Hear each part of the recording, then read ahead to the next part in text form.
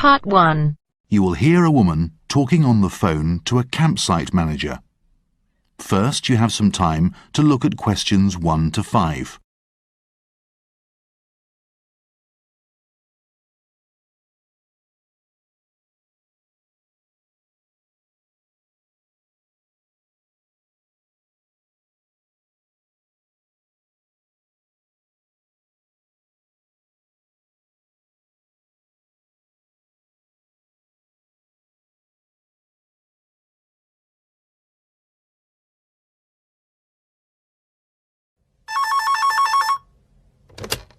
Hello, Lake Payne Campground. Can I help you? Oh, hi, yes. I wonder if we could book a site on your campground. Sure. My computer's down at the moment, so I just need to get a form.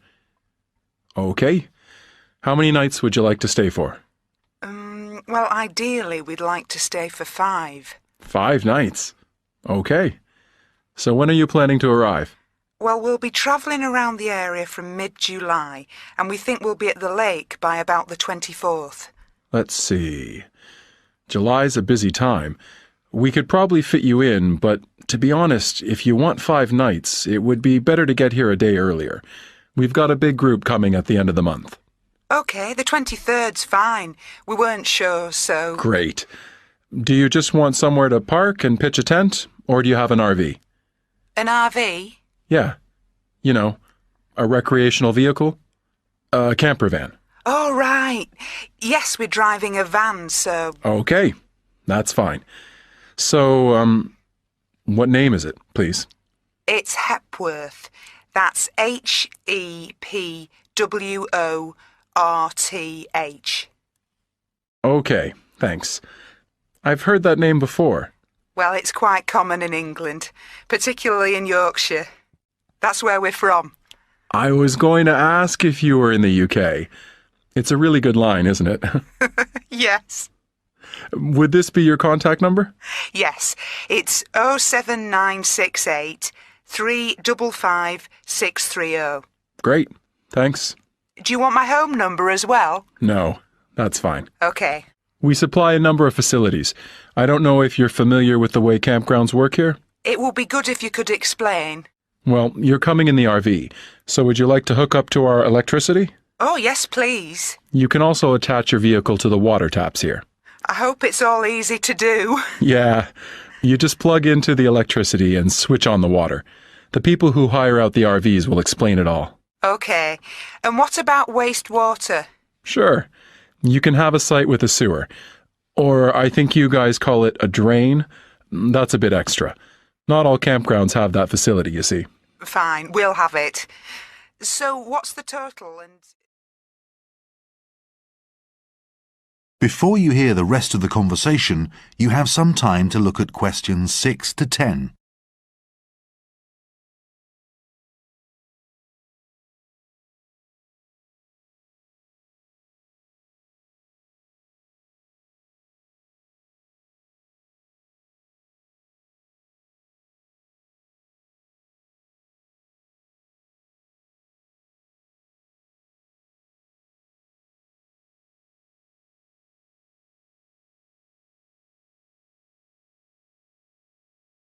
Now listen and answer questions 6 to 10.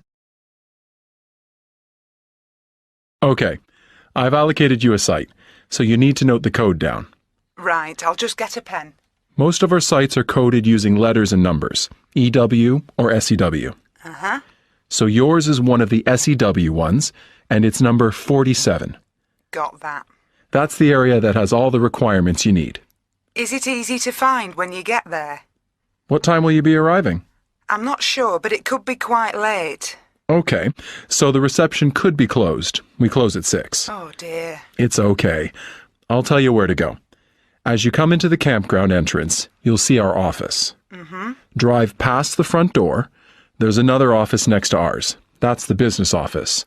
Yeah, and there's a pool behind that. OK. It will be good to have a swim. It's open till 8, so feel free to use it. Keep going past all those, to the end of the track. At the top, you'll come to at the very end, there's a laundry. OK. Turn left at the laundry, and you'll see your own sites straight ahead of you. They're all clearly labeled. That sounds easy enough. Just before you hang up, we've had a few problems with campers with, stuff left lying around. Oh, Well, it may be an oversight, but we do ask our visitors to take away all their litter. of course. Otherwise someone has to clear it up. That's right. Also in the morning, we do have washrooms, and once the reception's open, you'll be able to get a key for the shower. Right. You can keep it while you're on the site, but could you return it when you leave? I'll make sure we get it back to you. Yeah, otherwise we don't have enough to go around. Okay. Well, thank you very much. See you soon. Yeah, bye. That is the end of part 1. You now have half a minute to check your answers.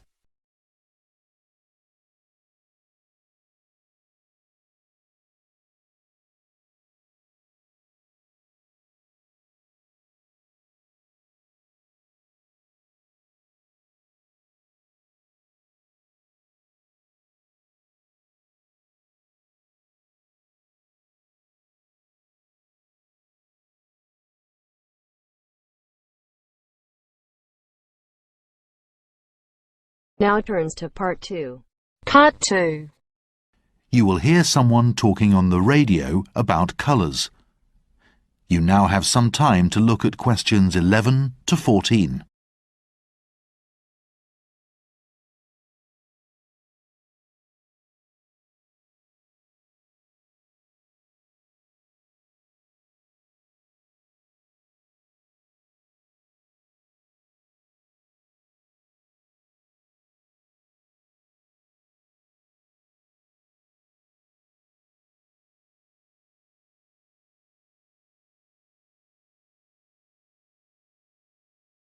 Now listen carefully and answer questions 11 to 14. Well, it's a colourful start to the day on DB Radio. Kathy, what have you got to tell us? Thanks, Brian. I thought I'd talk about 2 areas today where colour plays a huge role in our lives, and they are food and fashion. So let's start with food, and more specifically, food colouring. In many parts of the world today, people like the food they purchase to be the right colour. So if we buy tinned or canned vegetables, such as green peas, it's highly likely that the contents have been enhanced through the use of colouring agents. Peas are naturally green, you might say, but they may not be green all over, or they may not be the most pleasing shade of green. So a natural additive or two can quickly sort that out, just as it can the perfectly minty green ice cream that we buy our children. Children are a big market for food and are easily tempted by colour. Breakfast cereals, for instance, that come in various shades of brown, are often altered using caramel, a natural brown food colouring derived from caramelised sugar. This also gives the cereals a shiny, mouth-watering appeal, which is hugely tempting for consumers. In fact, natural food colouring goes back a long way. One of the oldest, or perhaps the most well-known natural food colours, is red, or cochineal, named after the insects used to make it. Aztec Indians created a crimson dye from the bodies of crushed beetles. Producing cochineal is very costly, so it was unpopular with consumers for some years. But health scares linking artificial red dyes to cancer have meant that more shoppers are buying cochineal again. Now, there's one food colour that manufacturers use with a certain amount of caution, and that's blue. Our ancestors believed that food this colour was dangerous. If you think about it, very few naturally occurring foods are blue, and there is little demand for the colouring. In fact, if you're trying to lose weight, experts suggest that you put your food on a blue plate.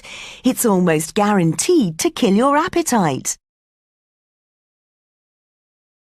Before you hear the rest of the talk, you have some time to look at questions 15 to 20.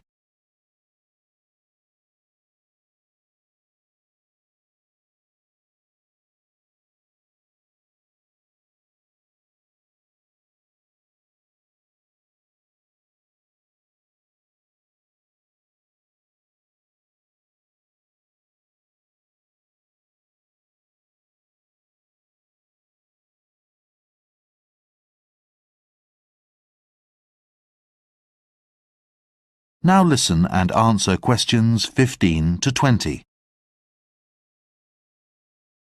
OK, let's look at another area where colour is a key issue. If you say you've bought something new to wear, often the first question people will ask is, what colour is it? Yet the answer doesn't necessarily indicate that the colour was your preferred choice. As consumers, we have to balance how we feel in certain colours with what is fashionable at the time.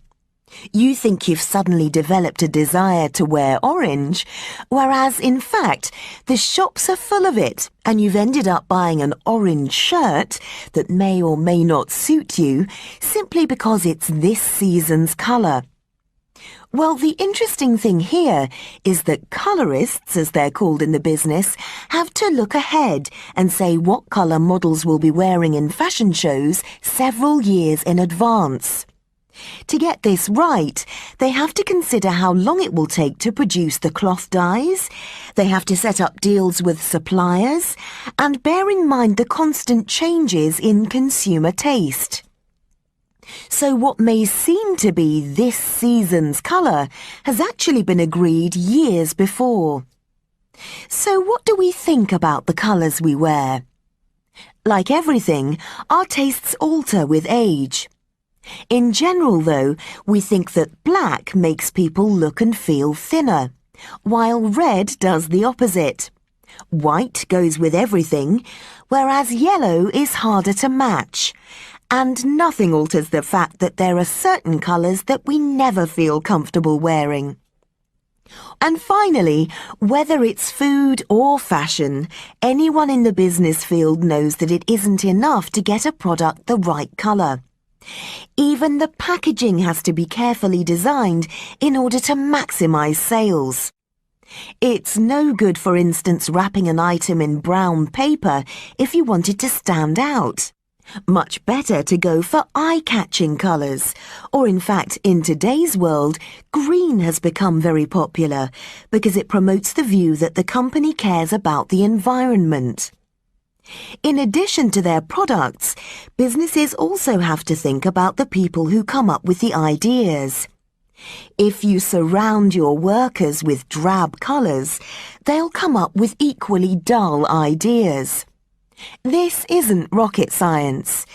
We used to associate red with creativity in business, but it turns out, according to a recent study, that blue is a much better stimulus for creative thought. So the colour's not all bad. That is the end of part 2. You now have half a minute to check your answers.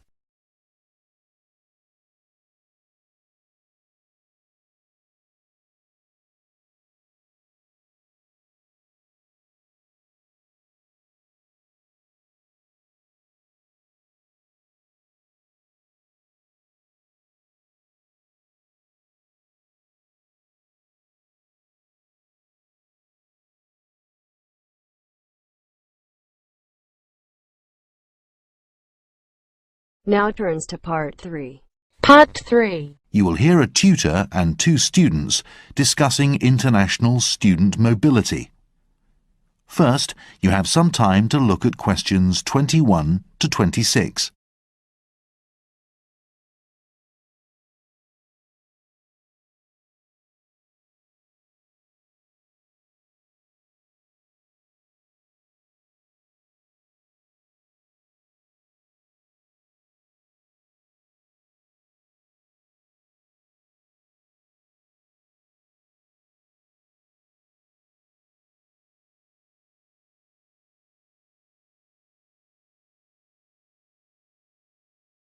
Now listen carefully and answer questions 21 to 26. Hi, Nils. Hi, Eva. Come in and sit down. You wanted to talk about your research paper, is that right? Yes, we've drawn up an outline for the introduction and done some preliminary interviews. And how did that go? We've come across some interesting findings. Okay, well, let's go through what you've done so far. What's the subject? Right, so we're doing our paper on international student mobility. We're looking at the overall picture. You know, where overseas students are going in the world to study and why. And we think that picture's changing. Sounds interesting. The first thing we've looked at is numbers. And as part of that, how many students there are in total who are studying outside their own country. That seems easy. It looks like it's around 3 million. Yeah, but the problem is that the definition of the term international student varies across countries. Yeah, and because of that, the figure could be much higher. I see. Our next question was, well, we wanted to know what the breakdown of numbers is around the world. You know, how many students go where. But we're not sure how accurate those figures are either. Yeah, even though it's the fastest growing sector of higher education, some ministries don't include the students at private institutions in their count. It's quite frustrating. Anyway, next we wanted to know where the majority of students come from. This is something that's changing quite rapidly. Well, that would be an interesting point. What's changing? Most people know that the largest group of international students comes from East Asia. But what we hadn't realized is that figures for the US have quadrupled over the past 20 years, and a lot more students from Europe are also now studying abroad. Aha. Yeah, we need to look at some more figures there. Lastly, we looked at the countries that students go to and the trends there. Yeah, our question really was about the destinations of international students and whether they're changing. And they are. Countries like China are providing more higher education opportunities for their own students and for students from places like Britain. This means that higher education is becoming more, well, there are high levels of competition. But with that, there's also a spirit of exchange. It's not so one-sided anymore. Before you hear the rest of the conversation, you have some time to look at questions 27 to 30.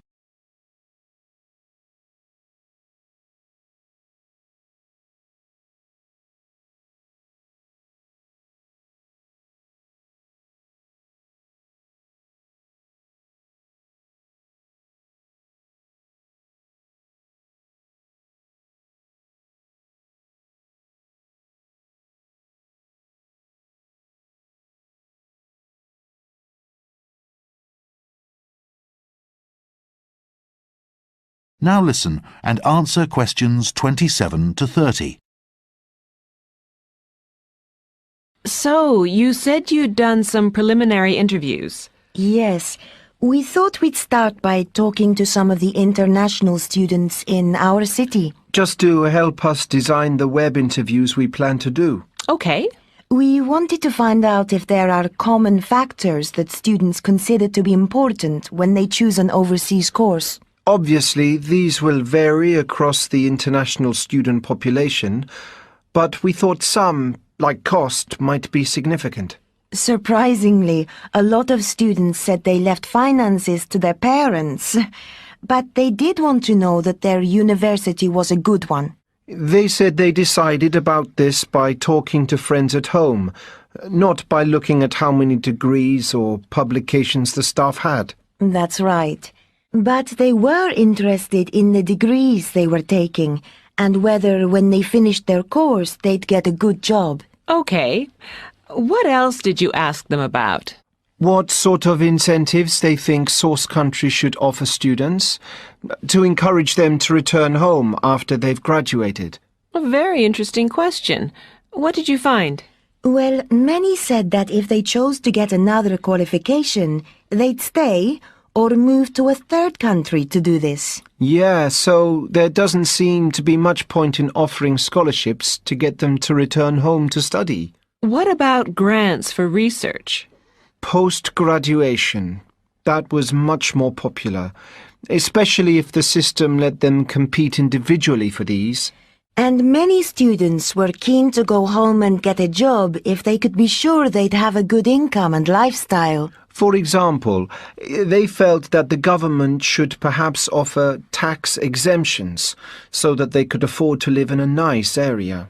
Some countries have created special work zones for incoming graduates, particularly in the science field.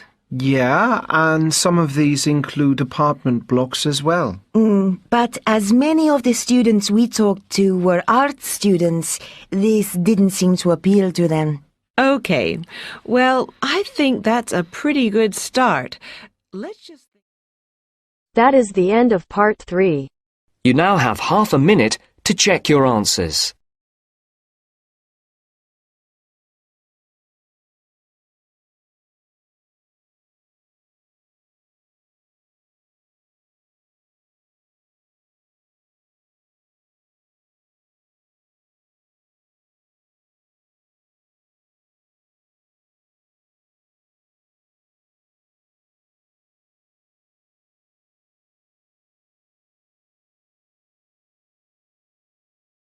Now turns to part 4. Part 4. First, you have some time to look at questions 31 to 40.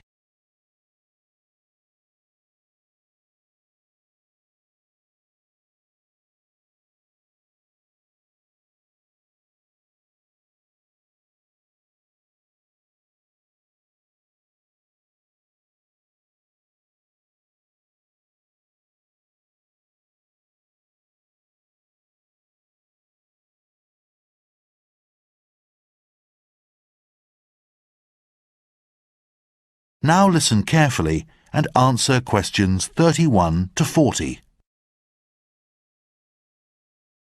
As part of this series of lectures on wildlife, I'm going to talk today about lions, about their history and about some of the work that's been done with lions in recent years. When we think of lions, we tend to think of Africa, as this is the only area of the world where they still exist in the wild, apart from some small groups in the Indian forest of Gir. But you might be surprised to know that lions were once virtually everywhere on the planet. In fact, if you go back 500,000 years, there were more lions roaming the world than dogs or monkeys. You could bump into one in London, Moscow, or LA, in every part of Africa apart from the desert. In fact, the only continents that were and have always been lion-free were the frozen plains of Antarctica, which were obviously much too inhospitable for this jungle creature, and Australia, though there is plenty of bushland there. So what happened? Well, we know for certain that as recently as the 1800s, that's just 200 years ago, lions were being hunted to extinction in some parts of the world, sometimes just for sport. But long before that, about 10,000 years ago, lions started to disappear from various corners of the globe. Scientists believe there was the usual battle with our human ancestors for food in the form of other, smaller creatures, with many lions also being killed to make clothing. So lions may have gone from Europe, but there are plenty of prehistoric paintings to witness their presence, and they reveal some interesting facts. Let's take a look. These cave paintings were found in France. The outlines are slightly blurred because they were hand-drawn using materials like charcoal or ochre, but the images are still very clear, and the interesting thing is that, as you can see, in the past, lions were actually a lot bigger than they are now. They come up to this man's waist. You may think the size has been exaggerated because of the man's fear, but there's plenty of fossil evidence that supports the larger proportions these animals once had, when you compare them with the African lions of the present day. The other curious thing here is that none of the male lions seen in cave paintings like this have the long, black or blonde hair around their necks and faces that is called a mane. Now, the lion's mane is another interesting feature of these creatures. No one seems to know much about it. There are none in cave paintings like these. And even today, the date when the lion's mane first appeared is unknown. And there is disagreement among scientists as to what its purpose is. A lot of work has gone into researching this. If you think about it, no other cat has a mane. So why does a lion have one? And a lion's mane can be various lengths and colours, not unlike human hair. Some are long, some are short.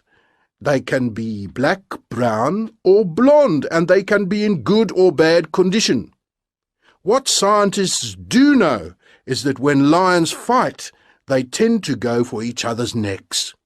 And at first, this led some researchers to believe that the mane acts as a form of protection during battles with neighbouring prides. That may be partly true, but not everyone agrees it's the whole explanation. One leading lion expert believes that manes are more to do with attracting females and scaring off males, and he's run an experiment to test this theory out. What he did was to make 5 toy lions and put them in the lion's territory. He made sure they all looked different. Some had long, light-coloured manes, some had short, dark ones, and so on. He put these in places where they were sure to be seen, and for a while the lions ignored them. But eventually they went up to the models, and, well, the female lions were attracted to the ones that had long, dark manes. The male lions weren't. They just kept away from them. What interested them were the ones with short, blonde manes. They approached these and bit or clawed them quite aggressively. When the results of this study were compared with the real-world situation, it was found that lions with long, dark manes tend to be the healthiest, while ones with short, blonde manes are more likely to be injured or sick. Thus, the team concluded that a lion's mane is effectively a status symbol, that it shows how strong and healthy the lion is, and as a result makes the lion more attractive to females. That is the end of part 4. You now have half a minute to check your answers.